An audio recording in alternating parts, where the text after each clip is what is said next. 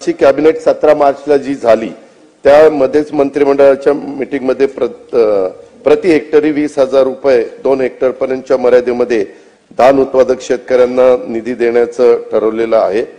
शासन निर्णय निर्गमित झाल्या निधीचं वाटप त्या ठिकाणी करण्यात येईल। 17 आज आता कॅबिनेट होतीये मुनगंटीवार साहेब, आजच्या कॅबिनेटला ते मिनिट्स कन्फर्म होतील 17 तारखेचे आणि लगेचच त्याबद्दलचं आदेश निर्गमित झाल्यावर त्याचं वाटप हे धान उत्पादक शेतकऱ्यांना विशेषतः भंडारा, गोंदिया, गडचिरोली, चंद्रपूर आणि ज्या ज्या भागात धान उत्पादन होतं त्या भागातल्या। महोदय, मी अक्कलकोट मधील एक बनावट कागदपत्र, चुकीचे कागदपत्र दाखल करून बेर शॉपी परमिशन जे घेतले होते त्याच्याबद्दल लक्षवेधी मांडली होती।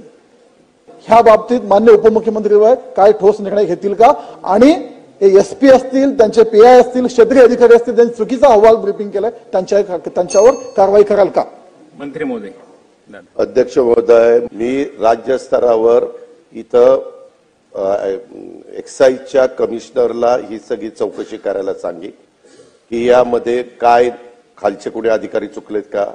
कारण एखादं दुकान देत असताना काही पद्धत आहे, काही कागदपत्र मागायची तर ती कागदपत्र चुकीची आलीत का, ते म्हणतायत तशा पद्धतीने झालंय का, आणि झालं असेल तर जो कोणी अधिकारी दोषी असेल त्याच्यावर कारवाई त्या ठिकाणी केली जाईल।